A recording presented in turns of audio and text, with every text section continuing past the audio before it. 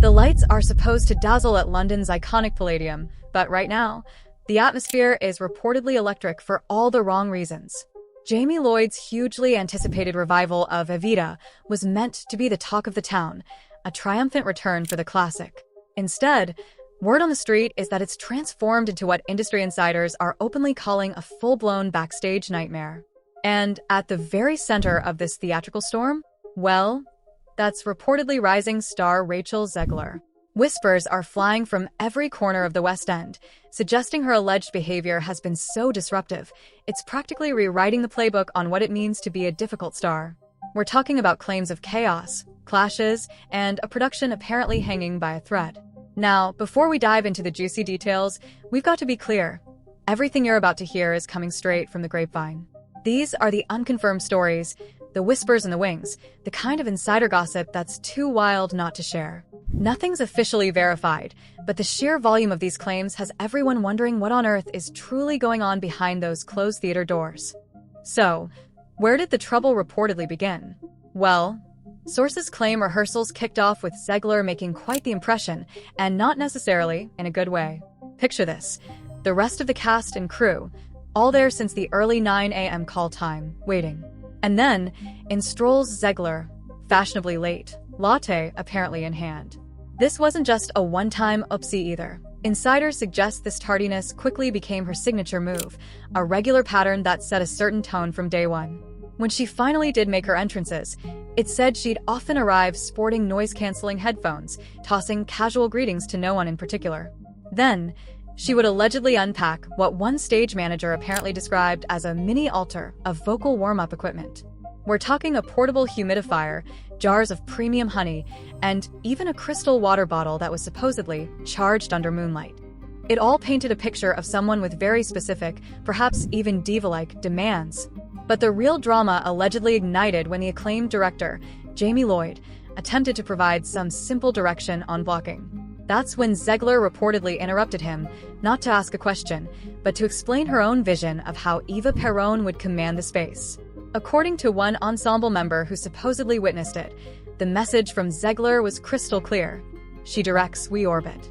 But Zegler's alleged quest for control was apparently just getting started. If the early days were about setting her own stage, things allegedly escalated from there. One of the most talked about incidents, according to backstage sources, happened when Zegler supposedly halted an entire company run-through right in the middle of a number. Why? Because, as she allegedly declared, the creative frequency felt off. She then reportedly just walked straight out, leaving the rest of the cast and crew completely frozen on stage, like, as one person put it, glitching animatronics. The shockwaves from that moment were apparently huge.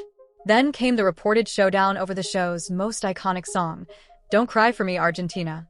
Director Jamie Lloyd, known for his minimalist and powerful approach, had envisioned Eva Perón standing completely still, letting her voice carry all the emotional weight, while the ensemble created a living frame around her. But Zegler allegedly had other ideas. When Lloyd explained his vision, her response was reportedly a quiet but firm, I don't think so. She then, according to witnesses, launched into what they described as an impromptu masterclass on how she believed the scene should be performed, complete with dramatic arm movements and a much more dynamic physical presence. This direct clash of artistic visions reportedly reached its boiling point when Lloyd gently reminded everyone about the importance of trusting the director's overall vision. That's when Zegler is said to have delivered a line that has apparently become legendary among the cast. A blueprint is a suggestion. History is what we build in the moment. Whether that's the mark of a fearless artistic genius or just breathtaking arrogance is something people are still debating. With the star reportedly taking the reins, the mood backstage allegedly went from tense to toxic. As you can imagine, this reported behavior started to take a serious toll on everyone involved. The ensemble, while trying to keep spirits up, allegedly created a running joke in their private group chat, Eva and O, said to be a lighthearted jab on the surface, but masking a growing, genuine concern that the entire production was rapidly becoming unmanageable. One crew member reportedly described the show as evolving into a Frankenstein, constantly being stitched together with new ideas and changes, only to have a limb metaphorically fall off the very next day. Even Jamie Lloyd's famously legendary calm was, by all accounts, wearing incredibly thin. There were whispers of the director ending one particularly grueling late-night session by muttering to an associate, "We're hurting thunder." That little crack in his usually composed facade reportedly sent ripples of unease through the entire production. Things apparently got so bad that a mandatory closed-door meeting was called. This wasn't just a casual chat. Attendees reportedly included director Jamie Lloyd, the show's producers, a union representative, and, get this, legal counsel on speakerphone. Though the specific details of what went down in that meeting remain confidential, the fact that lawyers were involved signaled that the situation had escalated to a whole new, very serious level. Lawyers in the room usually means one thing: big trouble. And the big question was, could they actually give their leading lady the boot? With lawyers reportedly on the scene, things got incredibly serious, incredibly fast. Sources claimed that legal teams were immediately tasked with combing through Rachel Zegler's contract, literally clause by clause. They were allegedly hunting for any language related to unprofessional conduct, material interference with the production, or anything that could be defined as a pattern of disruption. The big, unspoken word hanging in the air was, of course, breach. Could Zegler's alleged actions actually give the producers a legal way out? But it wasn't just about contracts, it was about cold, hard cash. Producers were supposedly facing a nightmare dilemma. On one hand, the massive PR fallout and potential legal battle of firing a headline name like Zegler. On the other, the terrifying risk of bleeding money if the backstage chaos continued, and the show, already reportedly suffering from shaky ticket pre-sales, ended up being a financial disaster. It said they were trying to choose between two poisons. And then came the bombshell that really set tongues wagging. Within what sources described as a mere 48 hours of that crisis meeting, casting agencies across London reportedly started receiving very discreet, very quiet inquiries. They were being asked about the availability of powerhouse mezzo-sopranos with a Latin flair, aged roughly between 20 and 35. You don't need to be a detective to connect those dots. It sounded suspiciously like they were already looking for a potential new Eva Perón. While the bigwigs were reportedly drawing up backup plans, Zegler's team was said to be in full damage control mode. As whispers of trouble behind the scenes grew louder, Rachel Zegler's public relations machine supposedly kicked into overdrive. Her Instagram feed, usually a highlight reel of a young star's exciting life, reportedly became filled with artsy, amber-tinted rehearsal snapshots. These were often captioned with poetic musings about finding Eva's heartbeat or the profound stillness between notes. She even, at one point, reportedly posted a teary-eyed selfie video talking about the immense weight of leading a show and the often misunderstood cost of artistic honesty. This carefully crafted image, however, was allegedly met with eye rolls and cynical comments from some cast members. One was even reported to have quipped, "Between notes? Sis, you skipped half the song." While Zegler's social media painted a picture of serene dedication, the commercial reality for Evita was looking increasingly grim, or so the rumors claimed. Promotional emails for the show started to resemble clearance sale announcements, with premium seats that should have sold out during pre-sale still lingering conspicuously. Dynamic pricing was reportedly in full effect, quietly dropping ticket costs into the "please, just fill the row" territory. Producers tried to spin this as a delayed marketing push, standard for more abstract stagings, but industry insiders weren't buying it, especially when rival shows with far less social media buzz were posting near-capacity sales. One popular ticket tracking site, obsessively refreshed by theater bloggers, allegedly showed Evita's orchestra section looking like a checkerboard, with far more green, available squares than red sold ones. Behind the scenes, marketing reportedly pivoted to spotlighting the ensemble's brilliance, a noble strategy, except audiences generally buy pricey tickets to see Eva, not Eva's ensemble and friends.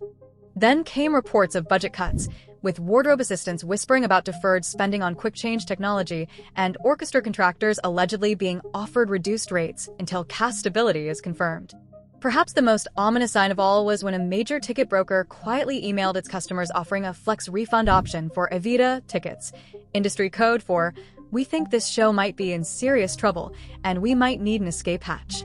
This unfolding drama wasn't just gossip within the theater walls. The entire industry was reportedly watching, and the stakes were getting higher. The tremors from this alleged backstage battle at Evita weren't just shaking the Palladium. They were reportedly being felt all across London's West End and even beyond.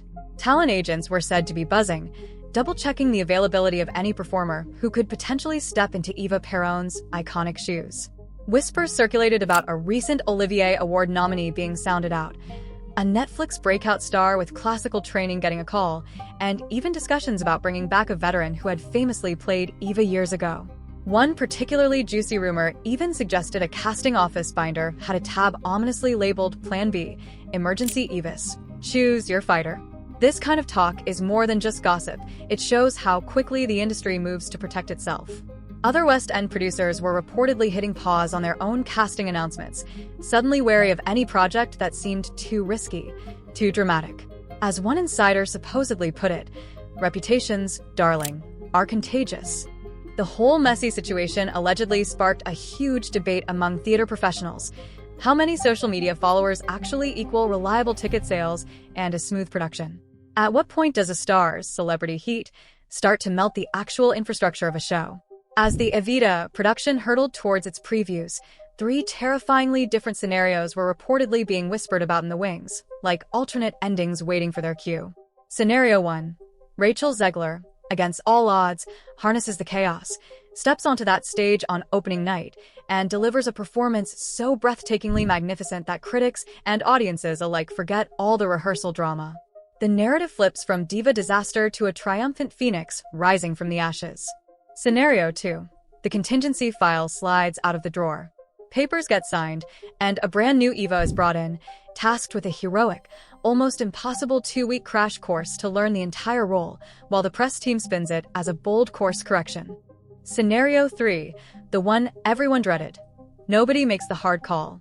Previews stumble forward under a suffocating cloud of tension and bad buzz.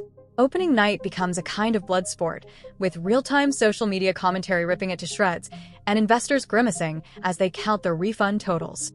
Whatever the outcome, this situation allegedly offers a rare, unfiltered peek behind the curtain at what happens when things go very, very wrong. So, there you have it, a whirlwind of alleged diva demands, backstage showdowns, financial fears, and the very real possibility of a star being replaced before the curtain even went up. This isn't just about one show or one celebrity. It's a pretty stark look at the intense pressures of modern stardom, the dramatic clashes that can happen when artistic visions collide, and the high-stakes game of big-budget theater. It really exposes the fragile ecosystem of these massive productions, where one alleged rogue element can threaten to bring the whole thing crashing down. You have to wonder about the star-making machine itself. What happens when a big Hollywood name, celebrated for their on-screen success, reportedly struggles to fit into the highly collaborative, incredibly disciplined world of live theater?